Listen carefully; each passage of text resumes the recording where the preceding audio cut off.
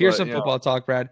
Pro really Football appreciate Focus. Pro Football Focus came out with their top 20, their top 25, based on their analytics. And Indiana, would you believe it, is ranked 12th in the country. Shocker. Wow. Who's surprised? Who's surprised? I guess anybody who's surprised about that has not been listening to Brad or I talk about this football team. So you're telling me Indiana, based on film analytics, is a top 12 team in college football? Is that what I'm hearing? That's what the numbers say, Brad. But if you go on SEC Twitter, or Brett McMurphy's looking at schedules in 7 years, like they come to a different conclusion because their feelings get hurt. Yeah, it's true. Well, no one's matched the eye test except for me. So I'm the only one that can reign supreme when it comes to any hypotheticals or anything like that. So keeping that in mind, I have to say I totally agree with PFF and what they're throwing down, because honestly, I'm just surprised we weren't a little higher, to be honest. Is really my biggest really, yeah, that's really my biggest thing here. And Jay Wizzle, stat that. Yeah, love that. Yeah. Indiana is good at football. Stat that. You remember those stat that? You remember stat that in like the NFL, right? No. Oh, you don't? Damn. No. It's too This deep of a cut for me. But I was going to say, it's not surprising that the numbers in returning production say that Indiana has a really good football team and a really good roster. This is something me and you have been blue in the face about for 4 or 5 months, trying to tell people, like, where are you seeing this step back in this roster? Like, you talk about this mythical step back where like the schedule got harder and there's no way they can match that production. It's like the dudes who produced like that are all still there. And the guys who they needed to replace, they replaced with more talented guys, not just like me saying that, but objectively, like and you like, I guess you have to take talent evaluation from the general public with a grain of salt, right? And football is going to be played next week, thank God. But like, everyone looks at the team and goes, "Yep, that position upgraded, that position upgraded, that position upgraded." Returning production here, and then it's just they look at the logo on the helmet and their brain breaks and they're like, "Actually, they actually just can't be good." They're gonna take a step back. I mean, they have to. They just have to. They literally have to. But then Nebraska's a fucking playoff team. Like, I swear, I'm pulling my hair out, Brad. Well, fuck it. I'll throw Nebraska, a team that Indiana beat by 49 last year, and I'll just throw them in my playoff. I'll just throw them in there. I keep seeing that. I keep seeing Nebraska and Missouri. And maybe Missouri is like a easy schedule or something. And Nebraska does have a very favorable schedule this year, I will say, but there's just no way they go 10 wins. Are they 3 wins better than they were last year? I guess it's a Raiola question, which I was kind of thinking about the Nebraska thing, because like Raiola is going to be a sophomore. He saw a lot last year. He went to Ohio State. He went to Indiana, and people aren't going to give him credit for that game. But like, that was a hell of an environment, that Indiana game. And he saw one of the best defenses in the country, and he got his ass kicked in that game. Like, that was a very, very big like learning moment for him.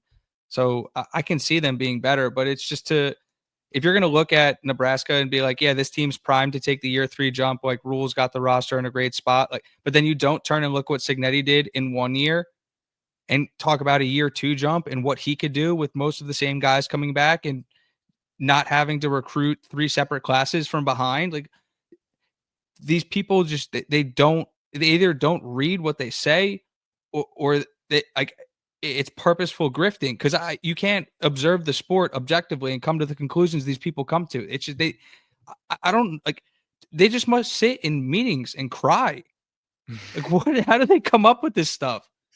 Oh man, it feels like, are we going to talk about the uproar that was caused by us adding Miami, Ohio, and Howard to our schedules?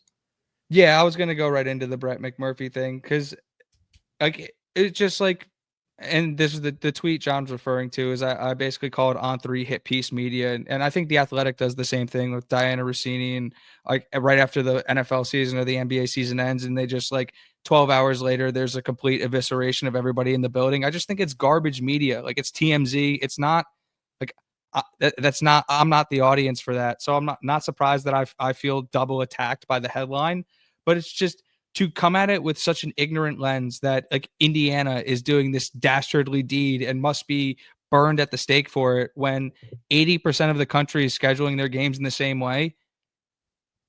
it's like I really want to bang my head against the table. Like I can't keep doing this. Like this is week 5 of Indiana's non-conference schedule discourse of games that aren't going to be played for 2 to 5 years that a year ago weren't even scheduled, and a year from now might not even be scheduled. Do you see how quickly these schedules change?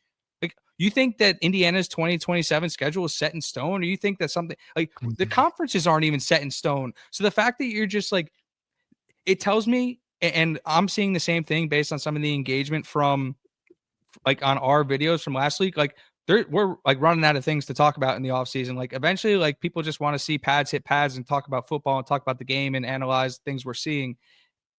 And it's just that's why in the 5th week of this non-con schedule discourse, we're getting Brett McMurphy hate pieces like he's some like white knight of scheduling and of the like he's here to save and clean up the college football world and he's gonna call out all the bad stuff in the name of good faith. Like, who the hell does that guy think he is? Like, what an absolute loser. Like, I'm not like I will never take another thing that dude says credibly. Like, I'm just out. I'm completely out on McMurphy. Like, it's crushing on 3 for me. Not that I had a ton of like.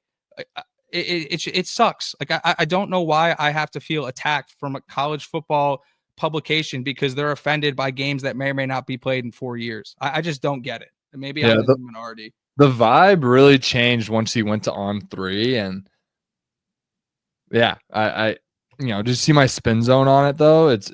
A real headline could have been, Indiana adds 2 teams with conference championships in the last 2 years to their future schedule. That's also a fact That of is a what fact. happened. They added 2023 MAC champion Miami, Ohio, the Redhawks, and they added Howard, who actually went back to back very recently in their own conference. So, well, I don't know. listen, I kind of think it's a cool idea to give HBCUs a platform, and obviously there's an argument that home games make more money, and this is a money business now. We got to pay our players, things like that, and yeah, it's just absurd. Honestly, we really shouldn't be spending too much time on it, especially considering how close we are to the season. Well, that's what I'm saying. It's just like I'm not. It puts me in a position where I feel like I'm defending the way Indiana's scheduling, and I'm defending the actions of the university in the face of the environment they face. Like it, if you ask me what I'd rather see, yeah, of course I want Indiana to be playing in like meaningful football games, like prime time and all that. Like I want these things as a fan, but I also understand the reality of college football and the reality of the situation and how you need to build a program. And I also know that 2 years ago this team was going to 4 overtimes with Akron, and now fast forward a year later or 2 years later, and the entire national media wants to kill them because they're scheduling more Akrons in their non-con. Well, Miami is way better than Akron, just so we're totally No, clear on that. I'm with you, but I'm just saying, Like like it's Miami would be like a 20-point favorite over like Akron, like right the now. story of this Indiana team should be like, I can't believe we're watching an elite program be built in real time. That's not just throwing an over absurd amount of money at it, because they are throwing an insane amount of money at it. Yeah. But they're not like a 60-70 million dollar roster like a Texas Tech, right? So that's what I mean by not, and I don't have a problem with that. But I'm just Yeah. saying, like, they're building this thing literally the right way. This is like literally storybook shit happening right now. And instead of being like, this is the sports story of maybe the decade and we should follow it with that lens, it's, I hate this so much. I want to burn it with a flamethrower. How do I both alienate their entire fan base and try and discredit everything they've built to this point? It's sickening. Yeah, it's real loser. It's real loser attitude from It's on 3, and and I go back. it just should give this team a little bit more juice going into the year, and that's what I hope it creates. Honestly, like I would hate for them to be right, and obviously Yeah. that's Oh like, my but God. I'm never daunted. Like, don't get me wrong, but I would hate to be Not wrong. even once. Not Yeah, even I'm once. not daunted. I don't think I am going to be wrong, but I would hate to be wrong, and I really do believe that Indiana is going to go 10 plus wins again and go to the playoff. I just like when The schedule just doesn't read anything else for me. when the numbers tell you one thing and someone's personal opinion who works for a company that has shown extreme biases against you in the past says another thing, I'm going to go with the unbiased numbers and not the person who thinks they know more than they do, who's definitely not been paying attention to Indiana all offseason and is going to make blanket statements about what their team should or shouldn't do or look like, or who they should or shouldn't schedule 5 years from now. And also that moron who can't count and changed his own graphic to like make his point. But then if you actually put his words and what he means, he says that Notre Dame isn't a Power Four team and that going to Notre Dame isn't a road game. So it's like these people are like, I don't understand how they read some of the things they put out. And then like, are they high fiving each other? Like, are they like happy this stuff exists? Are they like in tears, like at the keyboard, like crying as they're typing out each thing, like Frank, the Frank gif where he's just like smashing the keyboard and he's just like angry and on his little lanyard.